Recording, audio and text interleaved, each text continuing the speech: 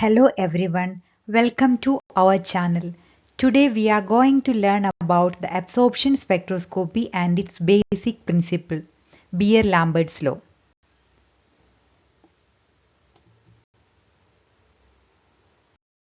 At first, we need to know what is the term spectroscopy. Spectroscopy is the study of interaction of electromagnetic radiation with matter.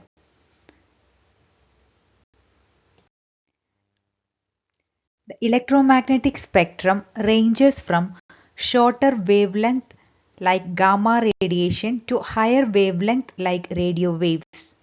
In the range of 400 to 800 nanometer is the visible light. What happens when an electromagnetic radiation or light incident on a matter? It may absorb some of its energy and excite the electron from low energy level to higher energy level,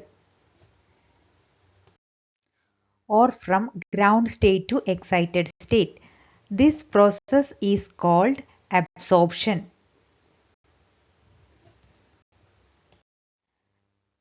As we know, the electron will not like to sit in the high energy level.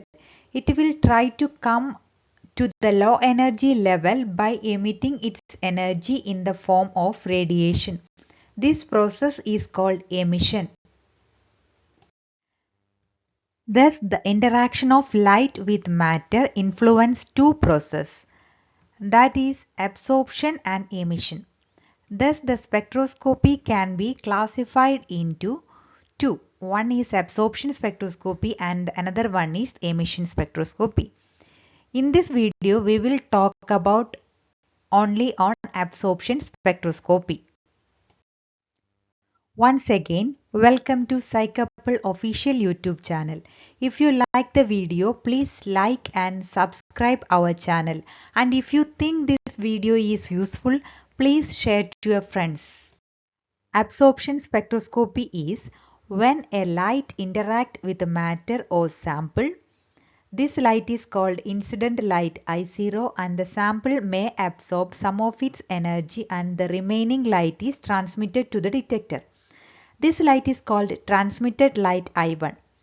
This absorption is measured with the help of an instrument called spectrophotometer, and this will provide the value of absorbance or transmittance.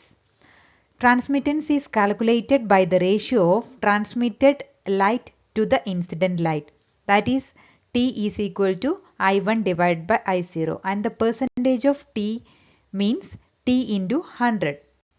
And the relation between absorbance and transmittance is A is equal to minus log T. T means transmittance.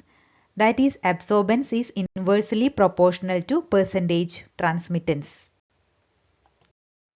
In short, higher transmittance means lower absorbance. For example, if the percentage of transmittance is 100%, this means the light passes completely through the sample with no absorbance at all. That is, if I0 is equal to I1, then T is equal to 100% and A is equal to 0.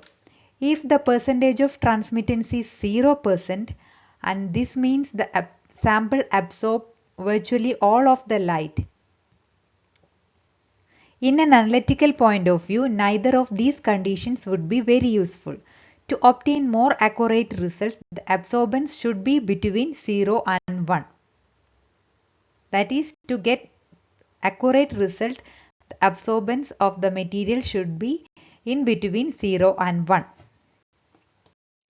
The basic principle of absorption spectroscopy is Beer-Lambert's law. As the name indicates, it is a combination of two laws, that is Beer and Lambert's law. Coming to Beer's law states that absorbance is directly proportional to concentration, that is A proportional to C. Beer's law is mainly dealing with the influence of concentration on absorbance. For example, we measured the absorbance of the same material having different concentration. Sample 1 having 1.2 molar concentration and the sample 2 having a molar concentration of 2.4 molar and sample 3 having 4.8 molar concentration. Sample 1 gives absorbance 0.24, sample 2 gives absorbance at 0.48 and sample 3 gives at 0.95, which means the absorbance and concentration shows a linear relationship, which is Beer's law. Coming to Lambert's law, it states that absorbance is directly proportional to path length, A proportional to L. Path length means the width of the cuvette. Usually it is 1 centimeter. To explain it more, we took same material having same concentration but measured the absorbance using two different cuvettes, one having a path length of 1 centimeter and another one having a path length of 4 centimeter. 1 centimeter path length cuvette shows an absorbance of 0.12 and the 4 centimeter path length cuvette showing an absorbance of 0.48, which means this also shows a linear relationship, that is A proportional to L, which is Lambert's law. Another factor affecting absorbance is the specific characteristics of the material, that is its chemical and electronic characteristic of that particular material. For example, we prepared same concentrated solution of two different materials and measured the absorbance using the same cuvette, which means path length and concentration are same. Sample 1 showing an absorbance of 0.3 and sample 2 showing an absorbance of 0.4. That means absorbance depends on the nature of the material. Coming back to Beer-Lambert's law, it is a sum of Beer's and Lambert's law. Beer's law is A proportional to C and Lambert's law is A proportional to L. Thus, Beer-Lambert's law is A proportional to CL.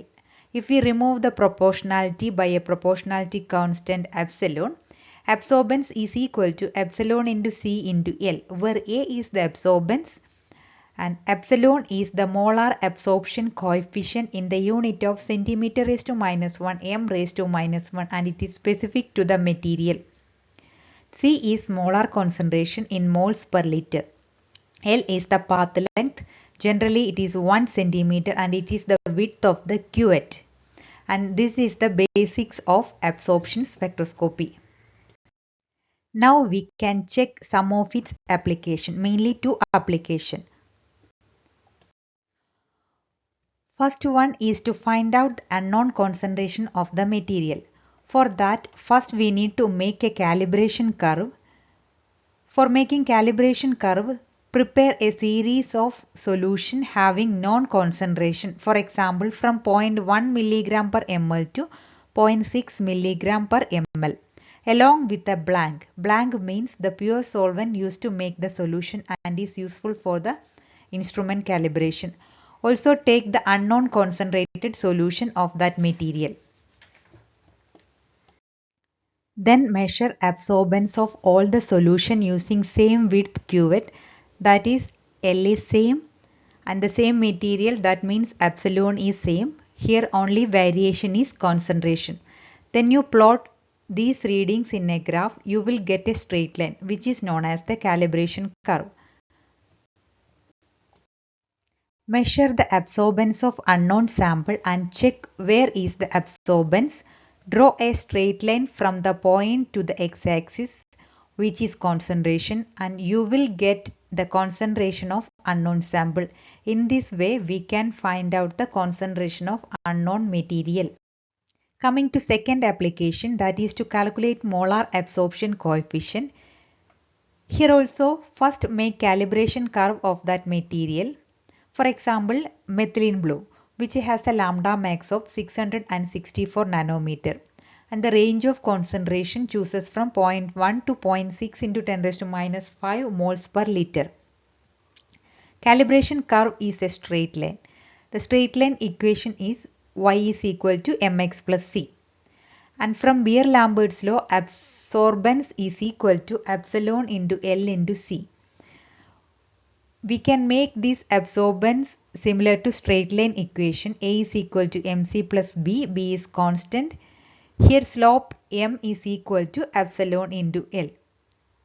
Find out the slope of the line. For example, the slope of this line is y is equal to 0.4 into x.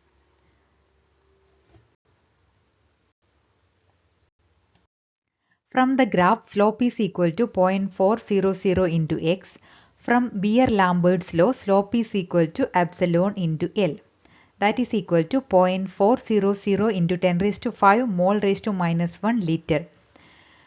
So, epsilon is equal to slope divided by L, path length. Thus, we will get the epsilon value as 0.400 into 10 raised to 5 liter mole raised to minus 1 centimeter raised to minus 1.